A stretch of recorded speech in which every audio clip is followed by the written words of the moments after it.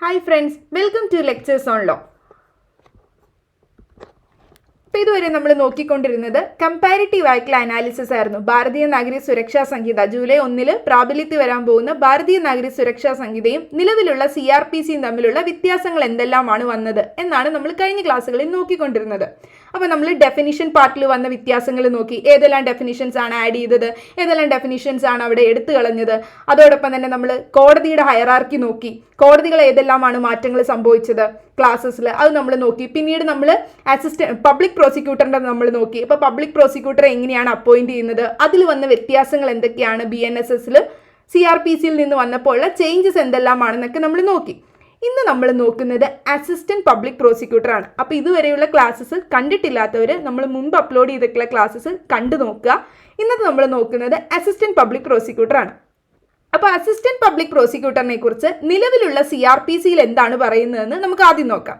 അപ്പോൾ നിലവിലുള്ള CRPCയിൽ assistant public പ്രോസിക്യൂട്ടറിനെ കുറിച്ച് പറയുന്നത് സെക്ഷൻ 25ലാണ്. സെക്ഷൻ 25ലാണ് CRPCയിൽ അസിസ്റ്റന്റ് പബ്ലിക് പ്രോസിക്യൂട്ടേഴ്സിനെ കുറിച്ച് പറയുന്നത്. അപ്പോൾ അസിസ്റ്റന്റ് പബ്ലിക് പ്രോസിക്യൂട്ടറിനെ അപ്പോയിന്റ് ചെയ്യുന്നത് സ്റ്റേറ്റ് ഗവൺമെന്റ് ആണ്. സ്റ്റേറ്റ് ഗവൺമെന്റ് ആണ് ഓരോ ജില്ലകളിലെ മജിസ്ട്രേറ്റ് കോടതികളിലേക്കും ഒന്നോ ഒന്നിൽ കൂടുതലോ അസിസ്റ്റന്റ് പബ്ലിക് പ്രോസിക്യൂട്ടറിനെ അപ്പോയിന്റ് ചെയ്യേണ്ടത് സ്റ്റേറ്റ് ഗവൺമെന്റ് ആണെന്ന് നമ്മുടെ CRPCയിൽ പറയുന്നുണ്ട്. എന്നാൽ സെൻട്രൽ ഗവൺമെന്റിനും വേണമെങ്കിൽ ഒന്നോ ഒന്നിൽ കൂടുതലോ അസിസ്റ്റന്റ് പബ്ലിക് പ്രോസിക്യൂട്ടറിനെ ആ ഒരു മജിസ്ട്രേറ്റ് കോടതികളിലേക്ക് അപ്പോയിന്റ് ചെയ്യാനായിട്ട് സാധിക്കും. സ്വാഭാവികമായിട്ട് അപ്പോയിന്റ് ചെയ്യുന്ന സ്റ്റേറ്റ് ഗവൺമെന്റ് ആണ്. എന്നാൽ സെൻട്രൽ ഗവൺമെന്റിനും ഒന്നോ ഒന്നിൽ കൂടുതലോ അസിസ്റ്റന്റ് പബ്ലിക് പ്രോസിക്യൂട്ടറിനെ ആ ഒരു മജിസ്ട്രേറ്റ് കോടതികളിലേക്ക് അപ്പോയിന്റ് ചെയ്യാനായിട്ട് സാധിക്കുമെന്നും പറയുന്നുണ്ട്. ഇനി ഏതെങ്കിലും ഒരു കേസിൽ അവിടെ assistant public prosecutor APP available അല്ല കേസ് നടത്താൻ, അങ്ങനെയാണെങ്കിൽ ഡിസ്ട്രിക്ട് മജിസ്ട്രേറ്റിന് ഏതെങ്കിലും ഒരു പേഴ്സണെ ആ കേസ് നടത്താൻ വേണ്ടി മാത്രമായിട്ട് അപ്പോയിന്റ് ചെയ്യാനായിട്ടുള്ള പവർ ഉണ്ട്. ഇതും നമ്മുടെ CRPCയിൽ പറയുന്നുണ്ട്. ഒരു കേസിൽ അസിസ്റ്റന്റ് പബ്ലിക് പ്രോസിക്യൂട്ടർ അവിടെ അവൈലബിൾ അല്ല എങ്കിൽ ആ കേസ് നടത്താൻ വേണ്ടിയിട്ട് ഏതെങ്കിലും ഒരു പേഴ്സണെ ഡിസ്ട്രിക്ട് മജിസ്ട്രേറ്റിന് അപ്പോയിന്റ് ചെയ്യാനായിട്ട് സാധിക്കും APPയുടെ ആ ഒരു പോസ്റ്റിലേക്ക്. അപ്പോൾ അങ്ങനെ ആ കേസ് നടത്താൻ വേണ്ടിയിട്ട് ഡിസ്ട്രിക്ട് മജിസ്ട്രേറ്റ് അപ്പോയിന്റ് ചെയ്യുന്ന ആ പേഴ്സൺ ഒരു പോലീസ് ഓഫീസർ ആണ് എങ്കിൽ അവിടെ 2 കണ്ടീഷൻസ് പാലിക്കണം. ഒരു പോലീസ് ഓഫീസറിനെയാണ് അപ്പോയിന്റ് ചെയ്യുന്നതെങ്കിൽ ആ പോലീസ് ഓഫീസർ ഒരു ഇൻസ്പെക്ടറിന്റെ റാങ്കിൽ താഴെയുള്ള ഓഫീസർ ആവരുത്. അതായത് ഓഫീസർ ഇൻസ്പെക്ടറിന്റെ താഴെയുള്ള ഒരു റാങ്കിലുള്ള ഓഫീസർ ആവരുത്. അതായത് ഇൻസ്പെക്ടറിന്റെ മുകളിലുള്ള ഒരു റാങ്കുള്ള ഒരു ഓഫീസർ ആയിരിക്കണം. മിനിമം ഇൻസ്പെക്ടറിന്റെ താഴെ ആകാൻ പാടില്ല. പിന്നീട് പറയുന്നത് ആ ഒരു ഓഫീസർ, പോലീസ് ഓഫീസർ ആ ഒരു ഒഫൻസിന്റെ ഇൻവെസ്റ്റിഗേഷന്റെ ഭാഗമായ ഒരു വ്യക്തിയാവരുത്. ആ ഒഫൻസിന്റെ ഇൻവെസ്റ്റിഗേഷൻ എന്താണോ ആ ഇൻവെസ്റ്റിഗേഷനിൽ ഭാഗമായിട്ടുള്ള ഒരു വ്യക്തിയും ആവരുത് ആ പോലീസ് ഓഫീസർ. അങ്ങനെയാണെങ്കിൽ മാത്രമേ ആ ഒരു പോലീസ് ഓഫീസറിനെ അപ്പോയിന്റ് ചെയ്യാനായിട്ട് സാധിക്കുള്ളൂ. APP അവൈലബിൾ അല്ല എങ്കിൽ ഒരു പോലീസ് ഓഫീസറിനെ ആ കേസ് നടത്താൻ ഡിസ്ട്രിക്ട് മജിസ്ട്രേറ്റിനെ അപ്പോയിന്റ് ചെയ്യണമെങ്കിൽ ഈ 2 കണ്ടീഷൻസ് ആ പോലീസ് ഓഫീസർ പാലിച്ചിട്ടുള്ള ആളായിരിക്കണം.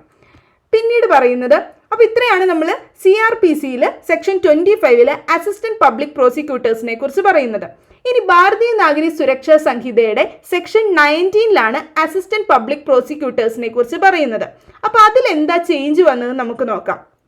അതിൽ വന്ന ചേഞ്ച് സെക്ഷൻ 19ൽ പറയുന്ന ചേഞ്ച് എന്താണെന്ന് വെച്ചാൽ ഇത് എവിടെ തന്നെ സെയിം കാര്യങ്ങൾ തന്നെയാണ് പറയുന്നത്, ഒരൊറ്റ വ്യത്യാസം മാത്രമേ ഉള്ളൂ. അതിൽ മെയിനായിട്ട് പറയുന്നത് ഡിസ്ട്രിക്ട് മജിസ്ട്രേറ്റ് ഈ പറയുന്ന APP അവൈലബിൾ അല്ല, ഒരു കേസ് നടത്താൻ അവിടെ അസിസ്റ്റന്റ് പബ്ലിക് പ്രോസിക്യൂട്ടർ അവൈലബിൾ അല്ല എങ്കിൽ ഡിസ്ട്രിക്ട് മജിസ്ട്രേറ്റിനെ അപ്പോയിന്റ് ചെയ്യാനായിട്ട് സാധിക്കും. ഏതെങ്കിലും ഒരു വ്യക്തിയെ അവിടെ ഒരു കേസ് നടത്താനായിട്ട് അപ്പോയിന്റ് ചെയ്യാൻ സാധിക്കുമെന്ന് പറഞ്ഞു. പക്ഷെ അങ്ങനെ അപ്പോയിന്റ് ചെയ്യുന്നതിന് മുമ്പ് ഡിസ്ട്രിക്ട് മജിസ്ട്രേറ്റ് ഒരു 14 ദിവസത്തെ നോട്ടീസ് സ്റ്റേറ്റ് ഗവൺമെന്റിന് കൊടുക്കണം. ആ ഒരു കാര്യമാണ് ഭാരതീയ നാഗരിക സുരക്ഷാ സംഹിതയിൽ എടുത്തു പറഞ്ഞിട്ടുള്ളത്. ബാക്കിയെല്ലാം അതുപോലെ തന്നെയാണ് ഈ ഒരു അസിസ്റ്റന്റ് പബ്ലിക് പ്രോസിക്യൂട്ടറിന്റെ കാര്യത്തിൽ പറയുന്നത്. അപ്പോൾ അപ്പോയിന്റ് ചെയ്യുമ്പോൾ APP അവൈലബിൾ അല്ലാത്ത സാഹചര്യത്തിൽ ഒരു പേഴ്സണെ അവിടെ അപ്പോയിന്റ് ചെയ്യുമ്പോൾ ഡിസ്ട്രിക്ട് മജിസ്ട്രേറ്റ് ഒരു സ്റ്റേറ്റ് ഗവൺമെന്റിന് ഒരു 14 ദിവസത്തെ നോട്ടീസ് കൊടുത്ത് സ്റ്റേറ്റ് ഗവൺമെന്റിന് എന്താണ് പറയാനുള്ളതെന്ന് കേൾക്കണം. ആ ഒരു കണ്ടീഷൻ മാത്രമാണ് ഭാരതീയ നാഗരിക സുരക്ഷാ സംഹിതയിൽ കൂട്ടിച്ചേർത്തത് അസിസ്റ്റന്റ് പബ്ലിക് പ്രോസിക്യൂട്ടറിന്റെ പ്രൊവിഷനിൽ. അപ്പോൾ അത് സെക്ഷൻ 19ലാണ് BNSSൽ പറയുന്ന CRPCയിലെ സെക്ഷൻ 25.